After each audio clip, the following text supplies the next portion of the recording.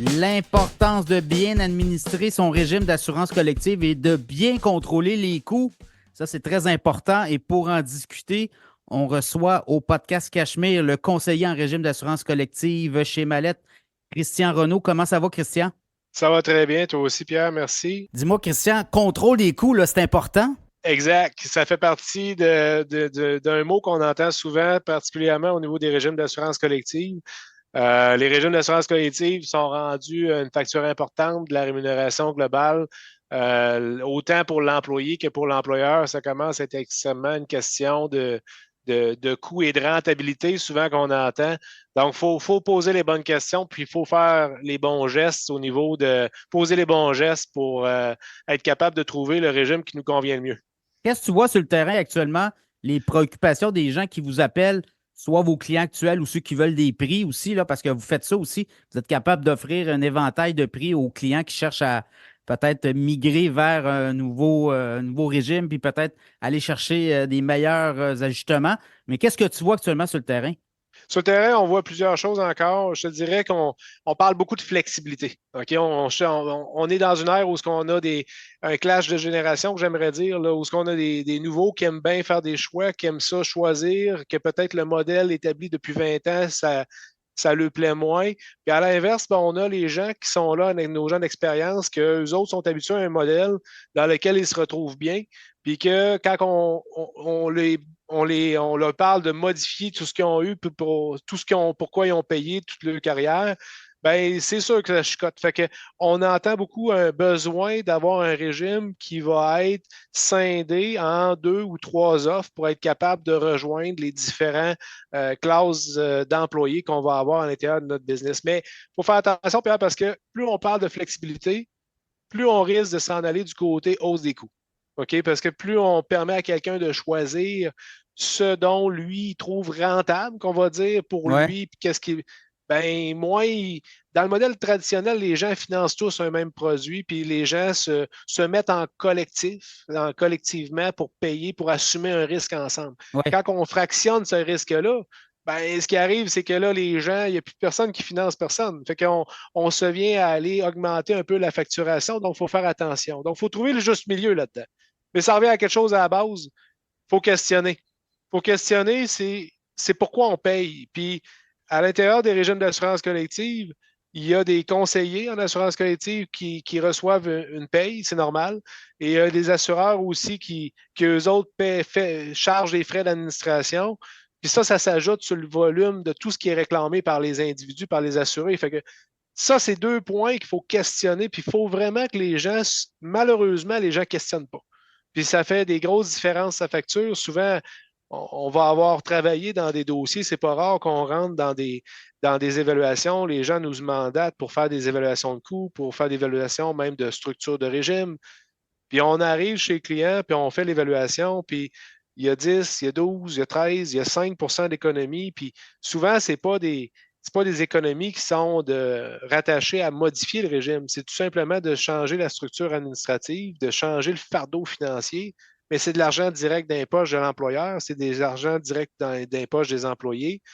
Puis ces mêmes personnes-là, souvent, quand ils nous invitent à regarder leur dossier, c'est qu'ils sont en train de chercher des solutions, puis leurs solutions qui leur sont proposées, c'est réduire le régime pour baisser les coûts, réduire les avantages, alors qu'on peut tout simplement des fois changer le format et questionner la structure des frais de gestion qui sont derrière ça, puis on est capable d'arriver avec des résultats très intéressants sans même avoir à changer l'ensemble des bénéfices offerts aux employés. Donc ça, c'est là qu'il faut commencer. C'est le point de départ, il est là.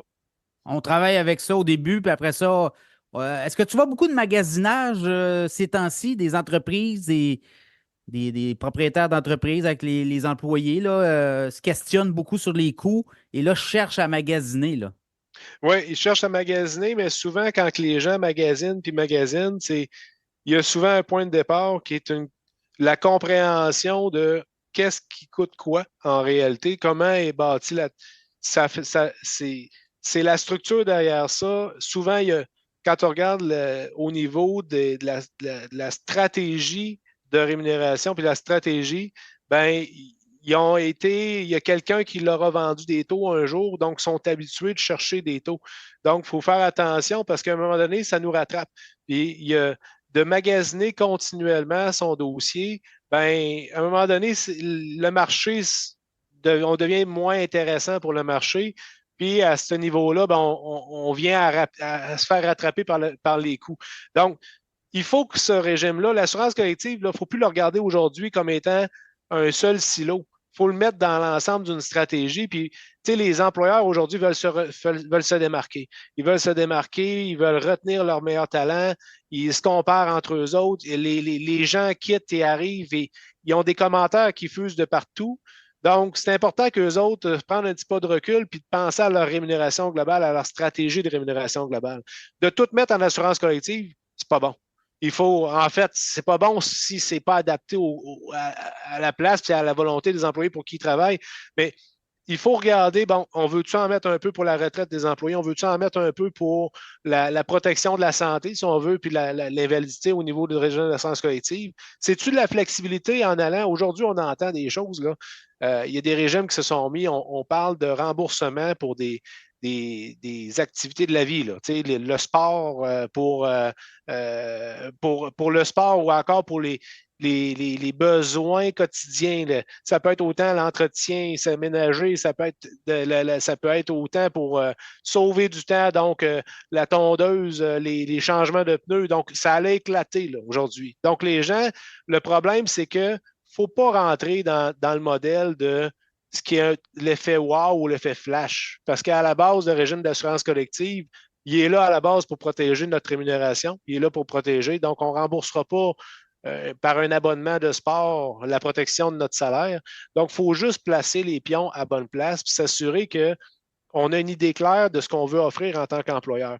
Puis ça, c'est ça aujourd'hui qu'il faut s'assurer que nos gens avec qui on travaille vont nous offrir cette réflexion-là, vont nous permettre de réfléchir à ça. Puis l'employeur, lui, va être convaincu d'investir pour ses employés à la bonne place, puis dans une stratégie globale. Oui, de Donc, rétention, hein, rétention de travailleurs, ben, attirer des travailleurs, mais les garder. oui, Parce que c'est beau avoir le régime chromé, mais si le salaire ne suit pas, donc tu me dis que ça fait partie d'une stratégie globale pour se mettre beau pour nos travailleurs. Là. exactement ça. Il faut vraiment qu'ils ont faire.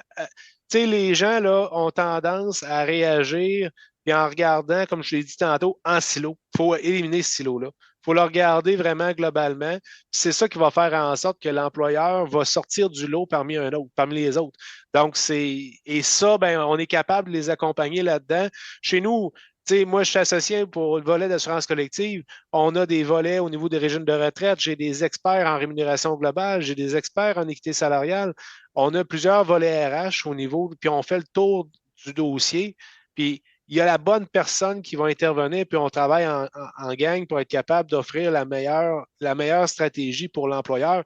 Puis il n'y a pas un modèle qui colle à tout le monde. Ça n'existe pas une formule magique où c'est celle-là qu'on doit avoir à tout prix. Donc, faisons attention dans la même ordre d'idée. J'ai dit que les gens, on entendait beaucoup de flexibilité, ont beaucoup de besoins de flexibilité. Donc, ce que ça a généré, c'est qu'il y a beaucoup de gens qui vont aller sur le terrain en vendant de la flexibilité. Mais ce n'est pas nécessairement adapté à tout le monde. Donc, il faut faire attention à ne pas rentrer dans le cliché. Puis, il faut prendre le temps de regarder puis d'analyser le coût complet, puis de se faire une bonne tête avant d'avancer. Donc, le magasinage, c'est bon, mais il y a une stratégie là-dedans. Oui, Il faut le oui, faire de OK. la bonne façon. Donc, il y a plusieurs options possibles. Parle-moi d'un bon coup où tu as travaillé avec un client, puis après l'exercice, ben, vous avez fait économiser beaucoup d'argent au client et en même temps, tout le monde était heureux. Oui. En fait, le coût que je te parlerais, ce serait un coût où tu sais, les gens, là, le défi en assurance collective, si on prend précisément le volet assurance collective, c'est d'aller chercher une stabilité de coût. C'est d'essayer de niveler les coûts dans le temps alors que les coûts des médicaments augmentent de façon importante Ah, à tu as chaque les année. génériques là-dedans, tu as plein de Exact. Il y a toutes sortes stratégies, de là. choses, de stratégies, d'acheter à 3 mois à la fois, de faire en sorte que la facture des médicaments baisse. Ça, c'est des choses en soi. Maintenant, on est procédé, au lieu de faire un appel d'offres traditionnel, le client, lui, ce qu'il voulait, c'est d'avoir niveler sa tarification pour permettre à ses employés de pouvoir profiter des augmentations de salaire qui allaient arriver, parce qu'il ne faut pas oublier qu'une augmentation de l'assurance collective, ça arrive souvent que ça élimine une augmentation de salaire, ça devient un irritant assez Ah majeur. oui, oui, oui. Donc, le modèle d'affaires du marché de l'assurance collective fait en sorte que quand tu envoies un appel d'offres, les assureurs ont tendance à donner des réductions temporaires, puis souvent même fortes au point de départ. Mais après ça, il y a un contre-coup à ça, c'est qu'il y a une augmentation qui suit. Donc, au lieu de prendre l'économie au point de départ, puis de l'absorber à la gang, puis de suivre, de subir les hausses par la suite, ben, on a fait une stratégie avec l'assureur pour prendre les économies qu'il nous donnait, mais au lieu de les prendre toutes d'un coup au départ, de les niveler dans le temps pour avoir une stratégie d'aller stabiliser les coûts pour les 4 années suivantes. Et ça a été un gros hit qu'on a fait. L'assureur, le client sortait d'augmentation de 20 de 25 Ouais. oui, de moins 15 au départ. Mais les gens sont tannés de ça, de ce modèle-là. Donc, il y a des manières de faire, de structurer l'appel d'offres pour venir profiter des économies de marché, mais de les étirer, de les étaler dans le temps Lycée, pour là, aller. ouais. Exactement ça. Fait que ça, c'est des choses qui sont un peu plus nouvelles sur le marché, que les gens souvent ne pensent pas comme stratégie, mais c'est une stratégie qui est bonne. Puis sinon, ben, tout simplement, faire des analyses. Souvent, faites attention quand il y a plusieurs intervenants, quand il y a plusieurs personnes qui gravitent autour du dossier. Il n'y a personne qui travaille pour rien dans la vie.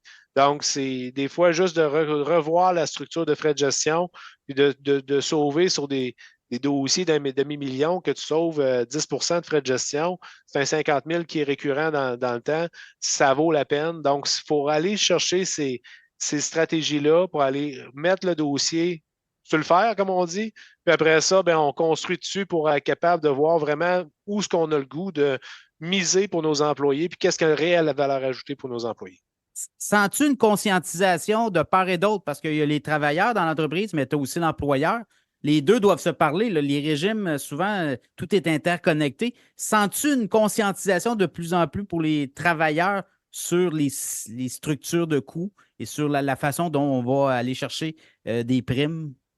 Ben, il y a une conscientisation obligée, je dirais, parce que les coûts augmentent de façon importante. OK? Fait que ça génère beaucoup de questionnements. Ouais. Mais malheureusement, les gens, à la base, ils manquent d'informations pour comprendre comment ça marche. Alors que l'assurance collective, si on résumait ça froidement, ça coûte ce que les gens vont faire comme réclamation auxquelles s'ajoutent des frais de Ah, il n'y a gestion. pas de. C'est pas, les coûts, hein, les réclamations, il y a un impact, c'est les coûts, là. Il y a un impact direct sur les coûts, donc il faut trouver une façon comment mieux utiliser le régime. Puis l'information, on va vite sur le coût, puis il y a encore des idées préconçues que tel assureur coûte plus cher qu'un autre, puis bon, mais les gens se comparent avec les voisins et les voisines, le conjoint et la conjointe. Donc, il n'y a aucune comparaison valable parce qu'en réalité, il n'y a pas un groupe qui réclame la même chose, puis il n'y a pas un groupe qui a le même bénéfice d'affaires. Donc, il faut se comparer avec soi-même, mais il faut surtout comprendre comment ça marche. Puis à partir du moment où ce que les gens travaillent ensemble, partout ce qu'on a établi, on va appeler ça des comités d'assurance, où ce que là, on a une parité, là, on implique l'employeur, puis on implique les employés là-dedans, ben, tout d'un coup, ben, les questions deviennent à un autre niveau. Puis là, il y a une stratégie qui s'implique. Puis tout d'un coup, ben, on trouve des moyens de stabiliser les coûts justement à long terme. On ne peut pas tout contrôler. Les médicaments, là, il n'y a personne qui prend ça pour le fun. Puis il y a des coûts qui explosent là-dedans. Ça, on est voué à ça. On doit faire face à ça. Mais on peut contrôler plusieurs facteurs autour de ça. C'est ça sur lequel on s'assoit dans ce temps-là. On travaille là-dessus, absolument. Christian Renaud, merci beaucoup. Si les gens veulent vous rejoindre, c'est quoi les coordonnées? Mes coordonnées, dans le fond, au bureau de Québec, vous pouvez trouver ça sur le site Internet de Mallette naturellement. Sinon, 418-653-4431. Donc, c'est vraiment, ce sera un plaisir de travailler avec vous autres. Puis ça a été un plaisir, Pierre, de discuter avec toi. Sujet qui m'est cher depuis plusieurs années. Donc, ça me donnait l'occasion de partager ma passion. Merci beaucoup. Salut, mon ami. Bye bye.